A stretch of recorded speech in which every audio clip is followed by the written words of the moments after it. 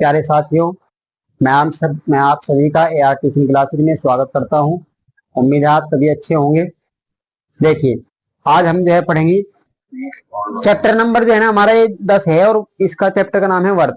प्रश्नावली 10.1। देखो वर्त क्या है। ये हमारे पास जो है ना एक वर्त समतल आकृति होगी। क्या हो? समतल आकृति। जैसे इसके एग्जाम्पल में आप जो है ना चूड़ी, छल्ला या जो है ना सिक्का, वो क्या है? वर्त की आकृति है, यानी कि वर्त के जो है ना उदाहरण है। ठीक है। घंटा भी क्या है? वर्त के आकार का है। अब इसमें क्या हो, सुनो, देखो, कोई निश्चित दूरी लेके जो है ना हम वर्त खींचे,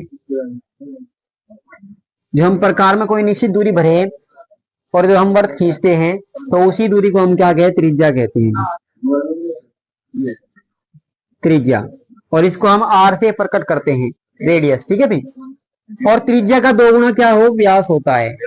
त्रिज्या का डबल यानी कि दो गुना, जो वर्त को दो बराबर भागों में बांटता है उसी को हम क्या कहते हैं? व्यास। जो क्या करे भाई? वर्त को दो भागों में बांट दे उसे हम क्या कहेंगे? व्यास। ठीक है।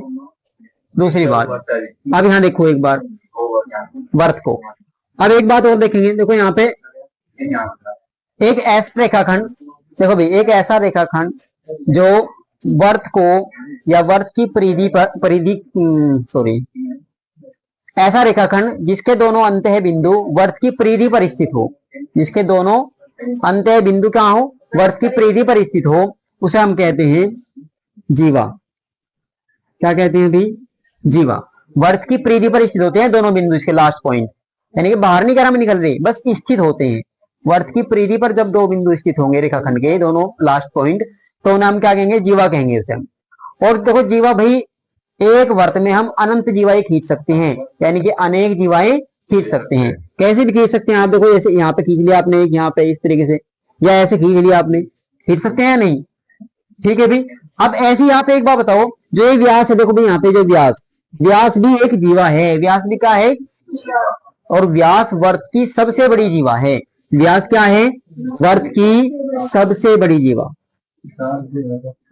सबसे बड़ी जीवा। ये क्वेश्चन आ जाएगा भाई, ध्यान रखेंगे। ठीक है। क्या पूछे आपसे कि बताइए सबसे बड़ी जीवा वर्त की कौन सी होती है, तो आप कहेंगे वर्त का व्यास। वर्त का व्यास क्या होता है? सबसे बड़ी जीवा होती है वर्त की। ठीक है। क्योंकि जब ये बीच में बिल्कुल केंद्र से होकर जाती है, केंद्र से होकर जाती है, इससे बड़ी ना तो ऊपर होगी ना नीचे होगी, केंद्र पर होगी। सबसे बड़ी लंबाई इसकी सबसे ज्यादा होती है। आप कहीं भी खींचो, कोई भी कैसे भी खींच लो करके, सब इससे छोटी होगी लंबाई में। ठीक है, व्यास से। और एक वर्त में हम व्यास भी अनेक खींच सकते हैं। कितने खींच सकते हैं? अनेक, यानी कि अनंत खींच सकते हैं। कैसे? देखो भाई, केंद्र से हो गए, ऐसे खींच सकते हैं, ऐसे ऐसे कैसे भी करके खींच सकते हैं, बहुत ज्यादा आप व्यास खींच सकते हैं।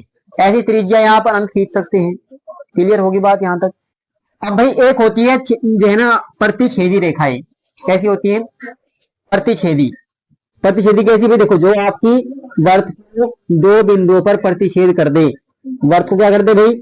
दो बिंदुओं पर काट दे या उसके अंदर को निकल जाए। देखो, एक बिंदु पे यहाँ पे काट रही है, एक बिंदु पर यहाँ पे काट रही है, तो जब वर्त के अंदर को होके जाएगी, वर्त को जो है ना दो भागों में बांट देगी, या जो है ना दो भाग, आपकी जो परिधि है, परिधि परिधि का एक बिंदु इधर, एक बिंदु इधर। ठीक है। और जो है ना क्या कर रही? छेद के बाहर निकल रही है। जब केवल उसी पे स्थित हो तब तो क्या है? वो जीवा है। और जब बाहर निकल जाए तब क्या है? वो प्रतिच्छेदी रेखाएं हैं।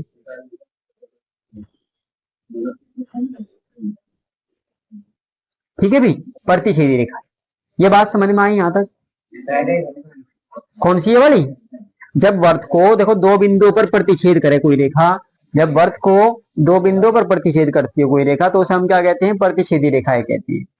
ठीक है। चाहे आप ऐसे खींच लो, बाहर जो बाहर निकल जाएगी आपकी, अंदर को जाने के बाद बाहर निकल जाएगी, उसी को हम कहेंगे प्रतिच्छेदी रेखाएं। ठीक है। अब व्यास भी होगा भी, जीवा भी होगी, और आपकी जो है ना प्रतिच्छेदी रेखाएं भी होगी। अब जो मेन टॉपिक है इस एक्सरसाइज का, वो है हमारा क्या? स्पर्श रेखा। क्या होती है भाई? एक होती है स्पर्श रेखा। ये सबसे मेन है इस जो है ना इस चैप्टर की। तो देखो क्या है स्पर्श रेखा, आप देखेंगे एक बार। ये एक वर्त है हमारे पास में भी। ठीक है। क्या है? वर्त है। और जब वर्त को कोई रेखा स्पर्श करके जा रही हो, वर्त को स्पर्श करके जा रही हो कोई रेखा, उसी को कहते हैं हम स्पर्श रेखा। वर्त को जब एक बिंदु पर स्पर्श करती हो, कितने बिंदु पर? और स्पर्श रेखा केवल और केवल वृत्त को एक ही बिंदु पर स्पर्श करती है। ये बात याद रखेंगे, ठीक है।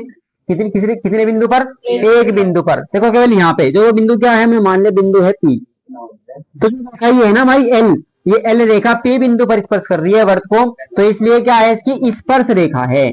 इसको हम क्या कहेंगे? स्पर्श रेखा कहेंगे, टेंजेंट लाइन बोलते हैं, ठीक है, टेंजेंट लाइन, स्पर्श रेखा। समझ में आई बात? यहाँ से स्पर्श रेखा आप कितनी खींच सकते हैं एक वृत्त में, ये बात सुनेंगे ध्यान से। देखो ये एग्जाम यानी कि ऑप्शन में पूछ ले सवाल कि भाई एक वृत्त में हम जो है ना कितनी स्पर्श रेखाएं खींच सकते हैं, तो एक वृत्त में हम अनंत कितनी खींच सकते हैं? अनंत खींच सकते हैं। भाई सुनो, क्यों खींच सकते हैं अनंत? देखो क्योंकि एक बिंदु यहाँ है, एक बिंदु यहाँ है, सारे को बिंदु है या नहीं है बताओ पहले। भाई आप कैसे भी, मान लीजिए आपने इस बिंदु से खींचे तो ऐसे खींच लोगे, आप इस बिंदु से खींचे तो ऐसे खींच दोगे, यहां से खींची तो ऐसे खींच दोगे, खींच दोगे या नहीं खींच दोगे? यानी कि एक वृत्त में हम अनंत स्पर्श रेखाएं खींच सकते हैं। अब बिंदु की बात करें, अब तो मैं क्या कह रहा था, अब तो मैंने केवल ये कहा कि एक वृत्त में हम टोटल कितनी स्पर्श रेखाएं खींच सकते हैं, तो अनंत खींच सकते हैं। लेकिन जब बात ये आवे कि वृत्त के एक बिंदु पर, वृत्त के एक बिंदु पर हम कितनी स्पर्श रेखा जा सकती है उस बिंदु से, तो केवल और केवल एक जा सकती है। यदि एक बिंदु है तो इस बिंदु से केवल और केवल हम एक स्पर्श रेखा खींच सकते हैं। भाई इससे भी हम दूसरी खींचने की कोशिश करेंगे, मान लो हमने ऐसे खींचने की कोशिश करी, ऐसे ऐसे ऐसे, तो ऐसे खींचने से पहले क्या हो गया, इसके अंदर चली जाएगी, भाई बाहर नहीं रहने की, इसके अंदर चली जाएगी। जब अंदर चली जाएगी तो स्पर्श रेखा नहीं होगी। क्लियर होगी बात? बाहर ही, हाँ, फिर प्रतिच्छेद रेखा हो जाएगी। क्लियर होगी? तो एक बिंदु से एक स्पर्श रेखा खींच सकते हैं, बात समझ में आई? एक बिंदु से केवल एक स्पर्श रेखा खींच सकते हैं, ये बात समझ में आई यहाँ से? अच्छा, एक मेन इंपोर्टेंट एक और पॉइंट देखेंगे अगले वाले में, इस वाले में देखो आप, ये वाला हमारा वर्थ है, ये वर्थ है भाई। और जब बाहर भी किसी भी बाहरी बिंदु से, किसी भी बाहरी बिंदु से, ध्यान देंगे भाई, ये आपका क्वेश्चन बनेगा, ध्यान से देखिए, बाहर से, वर्त के बाहर स्थित किसी भी बिंदु से एक वर्त पर कितनी स्पर्श रेखाएं खींची जा सकती हैं? वर्त पर बाहर बिंदु से, किसी भी बाहरी बिंदु से वर्त पर अधिकतम कितनी स्पर्श रेखाएं खींची जा सकती है? तो आप कहेंगे केवल और केवल दो खींच सकते हैं। कितनी खींच सकते हैं? दो, चाहे वो बिंदु कहीं पे भी हो, यहाँ हो, यहाँ हो, कहीं पे भी, यहाँ हो, कहीं पे भी हो। एक बिंदु यदि बाहर है उससे कैसे खींचेंगे? दो। देखो यहाँ पे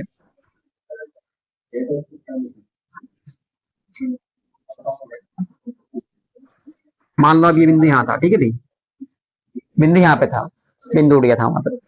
अच्छा, ये यहाँ बिंदु है, यदि ये पी बिंदु है तो इस पी बिंदु से हम वर्त पर केवल कितनी रेखाएं खींच सकते हैं? स्पर्श रेखा, दो स्पर्श रेखा। और सुनो एक बात और, इसी के साथ साथ ये भी याद रखेंगे, जो दो स्पर्श रेखा खींचेगी, मान लीजिए यहाँ बिंदु पी है, सॉरी पी तो वहां पर हो गया भाई, क्यू मान लो, चलो ये बिंदु है क्यू और ये बिंदु है क्या?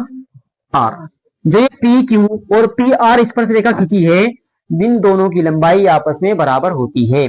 इन दोनों की लंबाई क्या होती है भाई? आपस में बराबर होती है। वर्त के बाहर किसी भी बिंदु से वर्त पर खींची गई स्पर्श रेखाओं की लंबाई आपस में क्या होती है? बराबर होती है, ठीक है। हाँ, ये पर याद कर लेंगे ये बात, क्या है भाई? किसी बिंदु से वर्त के बाहर इस वर्त पर खींची गई स्पर्श रेखाओं की लंबाई आपस में क्या होती है? बराबर होती है। एक बात ये होगी यहाँ से। दूसरी इसी के साथ देखो भाई, दूसरी इसके साथ भी, जब आपने स्पर्श रेखा खींच रखी है और त्रिज्या, देखो ये क्या है? त्रिज्या, ये क्या है भाई? त्रिज्या। ध्यान दोगे, देखो ये वर्त का केंद्र है और ये है त्रिज्याएं। त्रिज्या होती है नहीं होती? केंद्र से परिधि तक के बीच की दूरी क्या हो? त्रिज्या होती है। ये जो त्रिज्या होती है हमेशा हमेशा क्या होती है? स्पर्श रेखा पर लंब होती है। त्रिज्या स्पर्श रेखा पर क्या होती है? लंब होती है। जब भी आप स्पर्श वाले पॉइंट को त्रिज्या से मिलावेंगे तो उन दोनों के बीच 90 डिग्री का कोण बनेगा। ये बात समझ में आ गई? जब भी कोई त्रिज्या स्पर्श रेखा के स्पर्श बिंदु से मिलेगी यहां से, तो उसके साथ कितने डिग्री का कोण बनाएगी? 90 डिग्री का कोण बनाती है। यानी कि त्रिज्या स्पर्श रेखा पर लंब होती है, लंबवत होती है, ठीक है। ये बात समझ में आई यहाँ से? बस इन बातों को याद करेंगे, कोई नोट करनी है तो कर सकते हैं। अब इसके बाद सवाल करेंगे बस जल्दी। देखो भाई, उसने कहा एक्सरसाइज 10.1 में पहला क्वेश्चन देखिए भाई, एक वर्त की कितनी स्पर्श रेखाएं हो सकती है? तो मैंने अभी आपको समझाया, कुछ नहीं होगा भाई। जब एक त्रिज्या स्पर्श बिंदु से मिलती है तो उनके साथ 90 डिग्री का कोण बनाती है। त्रिज्या स्पर्श रेखा के बिंदु पर मिलेगी। अरे सवाल आओगे तब समझिए। देखो हाँ लंबवत होती है, लंब का मतलब 90 डिग्री होता है गुड़िया। हाँ और सुनो भाई, देखो हमारे पास जो एक्सरसाइज है, पहला क्वेश्चन ये बताया, उसने कहा कि एक वर्ग में कितनी स्पर्श रेखाएं खींची जा सकती है। तो यदि आप यहां से देखें एक बार, यदि आप यहां से देखें, बस आप केवल आंसर देना है। देखो भाई यहाँ पे ये मान लीजिए एक स्पर्श रेखा, ऐसे स्पर्श रेखा, देखो भाई कितनी भी खींच सकते हैं स्पर्श रेखाएं, ठीक है, किसी भी बिंदु, अनंत बिंदु, अनेक बिंदु होते हैं या नहीं होते, जब अनेक बिंदु है तो रेखाएं भी अनेक खींची जा सकती हैं। तो आप कहेंगे क्या कितनी खींच सकते हैं, अनेक रेखाएं या अनंत रेखाएं, अनंत स्पर्श रेखाएं हम खींच सकते हैं। किस पे, एक वर्ग। क्लियर होगी बात, इतना ही आंसर है इसका। बस आगे देखिए, क्वेश्चन नंबर 2 की बात करेंगे। भाई आप खाली स्थान एक बार ध्यान से देखेंगे, उसने कहा ये रिक्त स्थानों की पूर्ति कीजिए। नंबर 1, किसी वर्ग की स्पर्श रेखा, किसी वर्ग की स्पर्श रेखा उसे डैश बिंदु पर प्रतिच्छेद करती है। देखो भाई किसी वर्ग की स्पर्श रेखा कितने बिंदु पर प्रतिच्छेद करती है, केवल एक बिंदु पर टच करके जाती है, स्पर्श करती है, ठीक है, एक बिंदु पर। तो एक बिंदु क्या है, मान लीजिए पी है, तो एक बिंदु पर टच करती है, तो आप कहेंगे एक, कितना लिखेंगे, उसे एक बिंदु पर क्या लिखेंगे, एक। तो खाली स्थान में एक भरना है, क्या भरना है, एक भरना है। दूसरे का पहला, दूसरे का पहला ही तो बोला मैंने। हाँ। नंबर 2 भाई,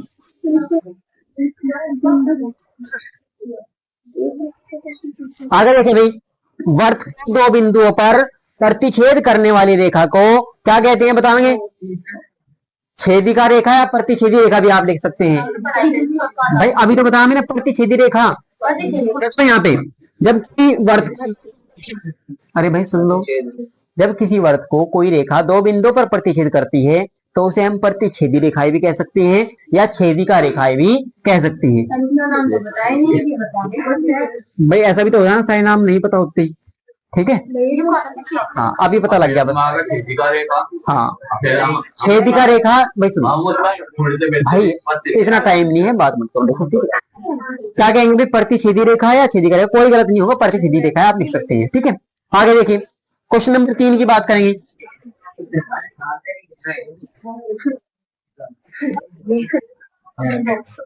एक वर्ग की डैश डैश समांतर रेखाएं स्पर्श रेखा हो सकती है। देखो भाई एक वर्ग है हमारे पास, ये यहाँ देखो एक बार ध्यान से, देखो भाई इस वर्ग में हम केवल और केवल स्पर्श रेखा खींच तो सकते हैं, बहुत स्पर्श रेखा, लेकिन यदि समांतर की बात आवे तो केवल दो खींच सकती हैं। देखो ऐसे, ऐसे भी कितनी खींच सकते हैं, दो। तो एक वर्ग में अधिकतम कितनी स्पर्श रेखा खींच सकते, भाई विपरीत भी दो ही खींच सकते हैं, ऐसे विपरीत खींचेंगे तो वही भी, ये भी तो नहीं, चारों तो आपस में समांतर नहीं है भाई, चारों तो आपस में समांतर नहीं है। या ऐसे खींचेंगे तब भी दो ही खींच सकते हैं, यदि ऐसे खींचेंगे तब भी दो ही खींच सकते हैं। तो आप देखेंगे दो समांतर स्पर्श रेखाएं खींची जा सकती हैं। क्वेश्चन 4 की बात करें, इसमें दो लिख लेंगे भाई, यहाँ पे इसमें लिखेंगे दो। चौथे की बात करेंगे, चौथे में कहा उसने एक वर्त तथा उसकी स्पर्श रेखा, वर्त तथा स्पर्श रेखा के उभयनिष्ठ बिंदु को क्या कहते हैं। देखो भाई जो जहां पे स्पर्श कर रहा है ये बिंदु, तो इसको हम कहते हैं स्पर्श बिंदु। क्या कहते हैं, स्पर्श बिंदु। हाँ उभयनिष्ठ का मतलब ये है गुड़िया, देखो ये तो है हमारा वर्त, और यह है क्या, यह है स्पर्श रेखा। इन दोनों का, इस वर्त का भी और इस स्पर्श रेखा का भी, दोनों का उभयनिष्ठ कॉमन बिंदु क्या होगा, इस वर्त का भी बिंदु है ये और इस स्पर्श रेखा का भी बिंदु है, तो इसी को कहेंगे हम स्पर्श बिंदु। क्लियर होगी बात भाई। यहाँ से अगला क्वेश्चन देखेंगे अब जल्दी, एक दो ही सवाल है बस, 4 क्वेश्चन है। ये तो हो गया होगा भाई, मिटा दो इसको में। क्वेश्चन नंबर 3 की बात करेंगे भाई, 5 सेंटीमीटर त्रिज्या वाले एक वर्ग के बिंदु पर स्पर्श रेखा पी क्यू केंद्र ओ से जाने वाली एक रेखा से बिंदु क्यू पर इस प्रकार मिलती है कि ओ क्यू बराबर 12 सेंटीमीटर, पी क्यू की लंबाई ज्ञात कीजिए। देखो भाई चित्र बना लेंगे पहले, यहाँ पे एक बार देखें, ये हमारे पास वर्त है और उसने आपसे कहा वर्त का केंद्र है क्या, ओ। वर्त का केंद्र क्या है भाई, ओ से जाने वाली एक रेखा से बिंदु क्यू पर इस प्रकार मिलती है कि ओ क्यू बराबर कितने की है, 12 की है। और वर्त के बिंदु पी पर स्पर्श रेखा, देखो भाई मान लो यहाँ पे बिंदु पी है और इस पे एक स्पर्श, भाई देख लो एक बार, इस पी बिंदु से वर्त पर बिंदु पी है और इस पी बिंदु से स्पर्श रेखा जा रही है ये, ठीक है भाई। और यहां से देखो, यहां से ओ से, उसने कहा बिंदु ओ से जाने वाली एक रेखा से बिंदु क्यू, ये तो है पी क्यू, क्या है पी क्यू, और इससे जो पी की ओ क्यू है, ओ क्यू उसकी लंबाई कितनी है, 12 सेंटीमीटर है, 12 सेंटीमीटर है केंद्र से जाने वाली, ठीक है। और आपसे कहा उसने कि पी क्यू केंद्र ओ से जाने वाली एक रेखा से बिंदु क्यू पर इस प्रकार मिलती है, बिंदु क्यू पर मिलती है इस प्रकार कि ओ क्यू बराबर 12 है, तो पी क्यू की लंबाई ज्ञात कीजिए। पी क्यू की लंबाई आपको ज्ञात करनी है, त्रिज्या कितनी है 5 सेंटीमीटर, ये दे रखा है उसने भाई, त्रिज्या कितनी है 5 सेंटीमीटर। तो आपसे पूछा पी क्यू की लंबाई ज्ञात कीजिए, देखो ये पी क्यू पूछी है, ठीक है, क्या पूछी पी।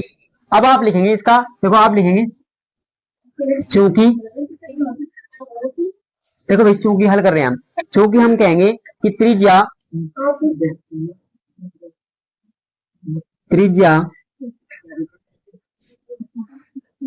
स्पर्श रेखा पर क्या होती है भाई, लंब होती है। जब लंब होती है भाई तो इसका मतलब 90 डिग्री कोण होगा यहाँ पे, जब ये 90 डिग्री कोण है तो आप कहेंगे इसलिए कोण ओ पी क्यू बराबर कितना भाई, 90 डिग्री। अतः समकोण त्रिभुज ओ पी क्यू में पाइथागोरस प्रमेय से,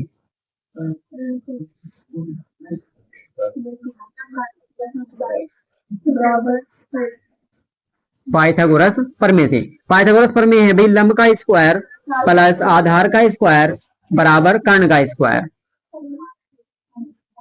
ठीक है भाई। यहां आप मान रख देंगे, देखो लंब है हमारा क्या ओपी, ओपी का वर्ग ये, और प्लस आधार कितना है पी क्यू, और कर्ण है ओ क्यू।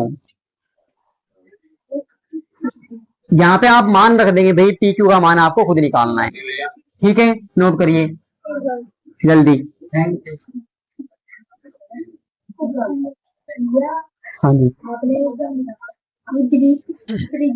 देखो भाई क्वेश्चन नंबर 4 में केवल समझने की बात है, बस आपको करना क्या है सुनो, एक थ्योरी थ्योरी जो है ना, थ्योरी है बस सवाल की। एक वर्त खींचिए, पहले तो आपको एक वर्त खींचना है, कोई भी आपको जो है ना त्रिज्या लेके एक क्या खींचना है, वर्त, ठीक है भाई। एक वर्त खींचने के बाद उसने कहा एक दी गई रेखा के समांतर दो ऐसी रेखाएं खींचिए जो एक तो क्या हो गई, उनमें से एक स्पर्श रेखा हो और दूसरी छेदक रेखा हो, बस आपको एक खींच के दिखानी है।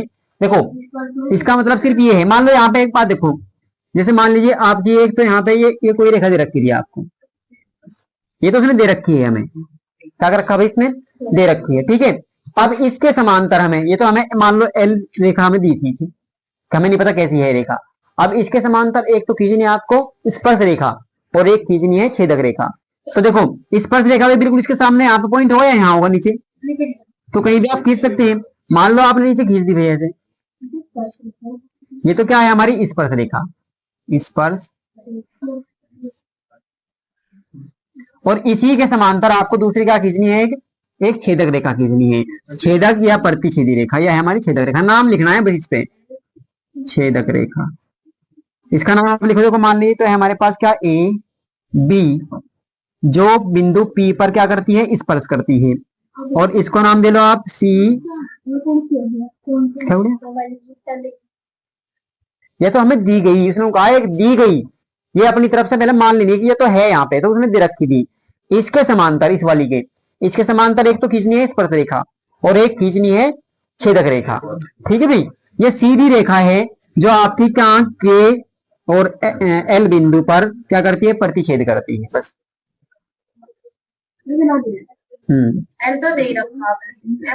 यहाँ कह लो भाई इसको कि इसका केंद्र है, देखो लिखेंगे क्या इसमें, अगर लिखना है देखो भाई हिंदी अगर क्या लिखोगे आप लिखोगे कि वर्त का केंद्र O है जिसमें दी गई रेखा L है। क्या है? दी गई रेखा L है। ये बात इतनी लिख ली। फिर उसको लिखना है दी गई रेखा L के समांतर, दी गई रेखा L के दी गई रेखा L के समांतर एक स्पर्श रेखा AB खींची जो वर्त को बिंदु P पर स्पर्श करती है। फिर से सुनेंगे एक बार। देखो भाई, वर्त का केंद्र O है जिसमें हमें एक रेखा L दी गई है। क्या दी गई है? L रेखा दी गई है। हम फिर हमने क्या किया? L रेखा के समांतर रेखा AB, रेखा AB स्पर्श रेखा खींची जो वर्त को बिंदु P पर स्पर्श करती है। ये बात लिख दी यहाँ पे। और रेखा L के ही समांतर रेखा CD खींची जो क्या करती है? अभी वर्त को बिंदु K और L पर प्रतिच्छेद करती है। यह छेदक रेखा है या प्रतिच्छेद रेखा है? रेखा L के समांतर एक रेखा, एक छेदक रेखा।